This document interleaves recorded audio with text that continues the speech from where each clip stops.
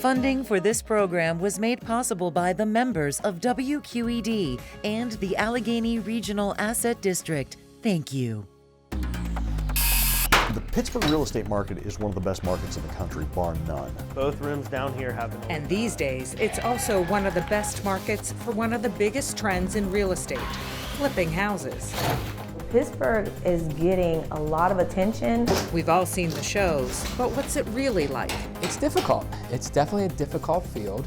You need to buy it correctly and really know your numbers. We're the vanity. We've all bought those houses where we thought it'd be easy, but you end up having to rip everything out. We've done houses for free. But with risk also comes reward. It gave me a sense of financial confidence that I had never known before. I like seeing the transformation process. In this half hour, we'll introduce you to local flippers transforming properties all over town. From duplexes and a young couple's dream home to a stately manor stripped to the studs. And we'll take you to one neighborhood some think could be the new Lawrenceville. See how they're turning eyesores into extraordinary reveals. Move over for just a little bit, HGTV. This is the phenomenon of the Pittsburgh Flip. It's a cold and snowy day in early February, and Bill DiPaolo and his crew are getting right to work. We'll build out the fireplace, put a new mantle on it. We're gonna Square that off. We're gonna square this off. Kitchen. This is gonna be fun for... Bill is the owner of DiPaolo Real Estate, and this is his latest flip. A 3-bedroom, 2.5-bath home on McNary Boulevard in the Wilkinsburg part of Blackridge. I always liked this house. It was priced a lot higher, and it was on the market for over a year. It kept coming down, down, down, down, down. Bill bought the house for $125,000 with some seller assistance. I hate to say this is an easy one, but this is when a scale 1 to 10, this is sort of on the easier side. I'm not rewiring this house. I don't have to replumb this house. This is kind of just strip it down, redo it. I got lucky with this one. And he should know. You might say Bill's been in real estate his whole life. Both my parents were real estate agents. My dad was a builder and a developer. I officially flipped my first house on my own about 17 years ago. I made $9,000, and you would have thought I had just struck it rich. These days, his profit margins are much higher, and his market strategy solidified. I definitely get more foreclosures because they're just, I mean, they're priced a little bit lower. I'll use Zillow. I'll go on different real estate agent websites. I use investment groups for certain projects. Some projects I don't. So I borrow money, hard money. Hard money is borrow money at a higher percentage. We're gonna take these walls. Usually 15%, which allows for cash offers without contingencies. Bill's current area of choice to flip is the eastern suburbs. Plum, Penn Hills, Churchill, Monroeville. It's pretty much where I'm staying. I live in Murraysville, so it's easier for me to stay on this side of town. And I go through and just hit anything. I'm selling homes to young working professionals, first-time home buyers. It's low risk. It's just tried and true. So how much money do you plan on putting in this house? About $40,000. My timeline on this will be between 4 and 6 weeks. A flip of a much different kind is underway on Maple Avenue in Edgewood. Business partners Corey Caldarelli and Dan Costantino of PGH Homebuyers take on a more than 150-year-old home. This is, I think... Corey comes from a family of contractors. My dad and uncle had a construction company. And then back here, we just have a kind of a 3-seat. Dan worked in sales for most of his career. I think I bought my first flip in 2013. Now he flips full-time. Had my head spun, as far as, the freedom that you could get or the money you could make with real estate. Wall here, you can see. But only if you find good leads. For that, Corey and Dan often rely on their company website, which, fed by Google AdWords, draws in homeowners looking to sell. They also use direct mail. We'll target non-occupied properties, so owners that are either renting their property or it's vacant, people that have lived there a long time. So older people that we know are going to be looking to sell, and they don't want to go through the hassles of selling it through traditional methods with realtors. The lead on this house came through a friend. It was pretty funky, to be honest, when we bought it. It's 5 bedrooms, 2.5 baths, and a little over 3,000 square feet. They bought this house for $166,000 and expect to put another $100,000 into it. This will take some love to get back into good condition, but Dan's 11-year-old daughter, Isabella, knows what she would change. There are a lot of paint colors, and I don't think they match. But for now, cosmetics are the least of their worries. Some of these outlets that are in the baseboards here, and then they all had knob and tube wiring. And if it's gonna be 20 grand in electrical, we have to figure another 10 in plaster just to get it all fixed after that. You know, over the years, settling happens, and you know, you'll get waviness in the floors. And for this house specifically, we made the decision to literally rip the 2nd and 3rd floor, hardwood floors and subfloor out so that we could level all the joists. You only get one chance to do something like this, so might as well do it the right way. Yeah. Now, are you going to lift? We have to do what's right, because neither one of us want to hide behind the corner of a grocery store if we see one of our buyers, down the road. So how do they estimate how much to spend and what makes a good deal? The general flipping formula is this. We try to buy at 70% of what we think we can sell the property for. So a $100,000 house that we would resale, we would want the all-in budget, purchase price and repairs, to be at $70,000. And the goal is to make 20%. So we have about 10% that we'll make, that we'll have in holding costs, utilities, interest, closing costs on the back end. Because it costs close to anywhere between 6 and 10% to sell a house. If your math is wrong, you're going to lose a lot of money. What is your Thursday? But if it's right, Josh Caldwell says you can make a good profit. First of all, new people. He's the president of the Pittsburgh Real Estate Investors Association, also known as Pittsburgh RIA. Let me know. We are an education and networking organization in the greater Pittsburgh area, and we're dedicated to teaching people how to make money in real estate. How many first-time visitors tonight? We visit the group's monthly meeting on a Tuesday night in February, and it's a packed house. From a mother and daughter testing the waters. I'm on board. I actually started doing research on it myself a little while ago while I was in college. To those with a bit more experience. We have flipped a couple houses, and at this point, and properties along with it. And at this point, we're just looking to do more. What brings you to these meetings? Just the network and just the people that is in the room. Show of hands, who no longer wants or needs a job? You can do things like that. More and more people are getting into the game, and some recent accolades are fueling their financial dreams. Adam Data Solutions is a research firm that tracks real estate across the country. In late 2018, it ranked the Pittsburgh region #1 for flipping profitability out of 133 U.S. markets with at least 200,000 people. So what makes Pittsburgh so profitable? It's a combination of things. The first is our purchase prices are very cheap compared to lots of other places. The median home price in the overall Pittsburgh region is about $160,000. Hey, Jim. Tom Hosack is the president and CEO of Berkshire Hathaway Home Services. When you look at the country, that's extremely affordable. Detroit's about $230, Cleveland's about $290.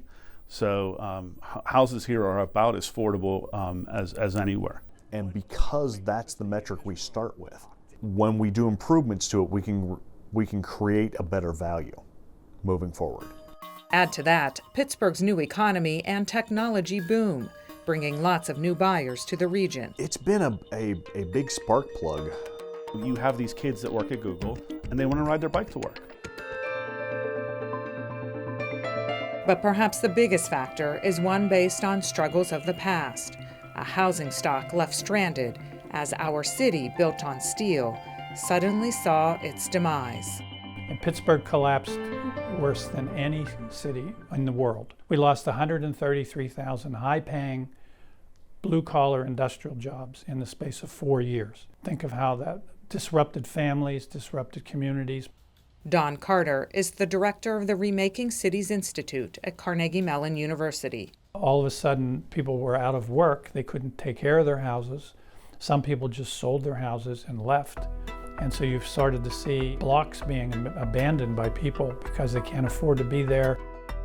It happened in every mill town up and down the river valleys, and it happened in city neighborhoods too. Sometimes, despite the fact that Derek Green was born and raised in Squirrel Hill. To remember as a kid driving through like East Liberty and Lawrenceville and Garfield, things weren't being renovated, they were being boarded up. This street was probably half vacant. Derek's the owner of Three Rivers Redevelopment.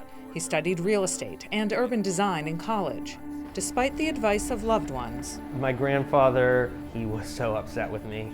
He tried to talk me out of it. He began to flip in Lawrenceville back in 2007, 2 years before the opening of the new Children's Hospital. This home in the 3900 block of Howley Street is part of his very first flip here. 2 abandoned homes on the same lot. $5,700 was the price. $5,700. Yes, for 2 of them. Derek renovated and sold the pair for a total of about $85,000. Earlier this year, the front house alone sold for $270,000. What does that make you think? First, it makes me think, should I have held on to it? But then it makes me feel really good. He can say the same for nearby Hatfield Street. This was one of the sketchier parts of Lawrenceville at that time. I would say that like 80% of this street was either boarded up or rentals. Derek flipped this single-family home he bought for $10,000, and later this multi-unit loft building. I bought this for around $100,000. 4 units. The first floor can be commercial or residential. We completely took everything back to the original frame of the building. So most of the units have 12-foot ceilings or higher. The first floor might even be 15-foot, and completely open floor plan. Today, Hatfield Street, just like Lawrenceville, is drastically different. It's amazing to see the transition. And although Derek did well here, for the most part, he doesn't flip in Lawrenceville anymore. It's just too expensive. Your purchasing power doesn't go as far anymore. As is the case in any neighborhood that undergoes a major transformation. It can mean big paydays for some longtime homeowners who decide to cash in, but it can also mean longtime renters can be priced out of a community. Don Carter says the challenge is finding a balance. So is gentrification a bad word? No. It has good connotations and it has bad connotations. Gentrification, in some cases, is a way to save a neighborhood from just being completely abandoned. The negative side of that is who gets displaced and why. I think the issue is being proactive when it becomes apparent that a neighborhood is moving into gentrification and people of a higher income are moving in and properties are being improved. That's the time to put together your strategy as to what are we going to do with affordable housing so a community development corporation could buy some houses and stabilize those rents. The Hazelwood Initiative is doing just that. It recently purchased more than 60 properties to help ensure affordable housing as new development moves into the area. Tanika Chavez believes there's a place for flippers in community plans like these. I am proud to do what I do because I'm from these neighborhoods. This will be the bedroom. She's a union carpenter, construction site superintendent, and owner of Lady Carpenter LLC. Tanika's in between projects of her own when we meet, but says she most likes to flip in communities where she thinks it will have the greatest impact, including her own community of the Hill District. We are remaking not just the image of the community, but also trying to maintain, home ownership at an affordable level and provide affordable housing to people who would typically be priced out. This is apartment number 2. I believe that we can do what we do at a profit. So I've committed to just being an affordable housing provider. You need a decentralized army out there fixing these houses up because it's just not something that, centralized government's going to do. They're just going to rip it down if it gets too old. Don Carter says, of course, community planning works best when private, public, nonprofit, and philanthropic sectors are all at the table. Let's take advantage of the entrepreneurial energy that is there. Needs to be reinforced with good social policy. My heart is with these neighborhoods coming back.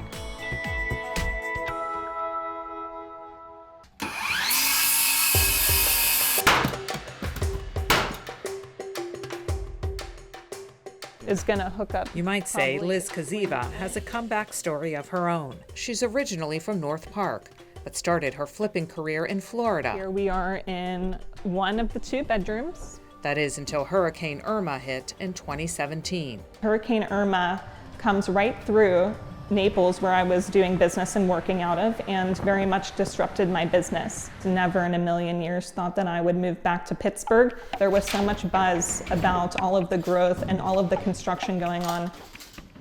So Liz began again, starting Pittsburgh Property Buyer and Midtown Capital Investments. Her latest deal, 3 condemned duplexes on Norton Street on Mount Washington. It also makes it very easy and convenient for the crews to bounce back and forth. They needed some TLC with the roofing. We had to do a little bit of electrical. We did a little bit of plumbing reconfiguring and things like that. Pretty much everything new. Same thing in this bedroom. We're exposing all the brick that we can. Good thing she knows a good contractor, her boyfriend, Alex Hebert. He moved to Pittsburgh from the Oregon coast. Started doing some research around the country to see highest returns on distressed properties, and Pittsburgh, Pennsylvania, Grand Rapids, Michigan, and Tampa, Florida were the top 3. And you guys have great sports and 6 hours from New York City, so I gambled on Pittsburgh. Have to do a new deck out back. And got more than he bargained for once he met Liz. She was in the area flipping houses and needed some connects in the construction industry, and we got coffee, and I immediately identified an opportunity, and the rest is history. We are partners in business and in life. The exterior walls have to be the 5/8 just for fire barrier. With Alex in charge of construction and design, I think we could either flip it and do very nicely on it. And Liz, all about the acquisitions. I don't typically focus on buying foreclosures because I've just had so much luck with buying off market directly from a seller. Liz targets those sellers through an app she created. It identifies properties that are vacant, condemned, or have tax liens, code violations, or other issues that may make someone eager to sell. Does cold calling work? Oh yes, it's the bread and butter of our business. The price for the Norton Street duplexes, a total of $77,000. It looks great. They plan to put $192,000 back into them. Liz and Alex will keep the properties to rent. The first 2-unit duplex is ready to go. This is, I would say, 99% finished. We can rent these for $1,100 each. Liz has a different idea for the remaining 2. I personally would love for the other 2 buildings to be entirely Airbnb. I heard so many great things about other investors getting great results with Airbnb here in Mount Washington.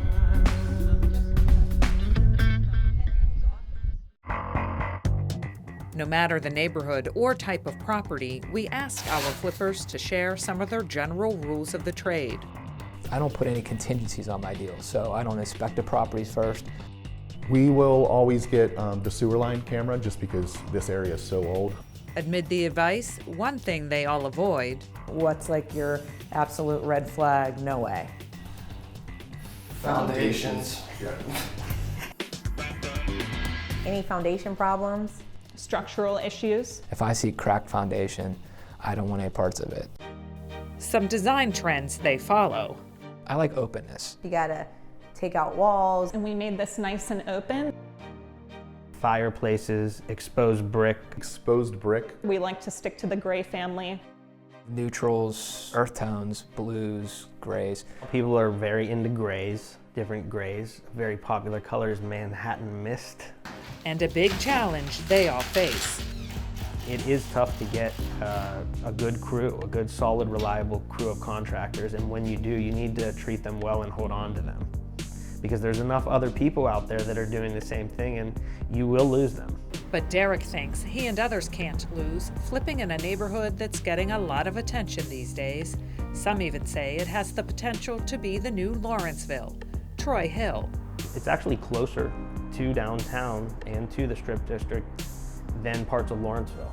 Not every house in Troy Hill has a great view, but the ones on the hillside facing downtown, they really have fantastic views. Troy Hill is now home to a trendy new restaurant and cafe. There's a new playground and spray park, and plans are in the works to build a new recreation center. There are 3 units, 1, 2, and 3 upstairs. When we meet back in February, Derek's still deciding what to do with this 3-unit apartment building on Getman Street. But he's about to get started on this 4-bedroom, 1-bath home on Lowry Street. He bought it for $17,000. So what we're doing in here right now is just kind of exploratory work, pulling down ceilings, pulling down paneling, finding out what's behind all this stuff. And also looking for possibilities. Maybe we'll be able to do some exposed brick right there. There's not an exact timeline, but the hope would be to be able to really start the majority of the work in the spring. But when we return in early fall, it's far from finished. Seems the city had some plans of its own. The street was closed for 2 months for gas lines, water lines, and then they repaved it.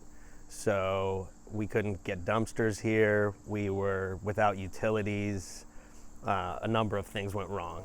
Derek and his crew did manage to gut the first floor. He found that exposed brick, and fortunately, a couple of other silver linings.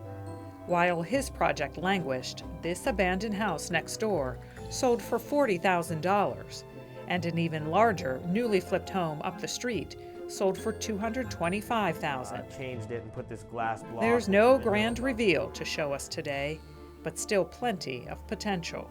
I'm seeing a lot of things moving in a positive direction. It's not going to sort of appreciate at the rate that I think we saw down in Lawrenceville, but it's definitely happening. Liz and Alex are definitely pleased with their project. They revamped and revitalized 3 condemned duplexes on Norton Street on Mount Washington. I purchased these for $77,000 and the closing cost came out to about $5,000, so we were all in at roughly $82,000. Just as a refresher here, the rehab budget was right around $192,000. And while the original plan was to keep them as rentals, Liz and Alex decided to sell them.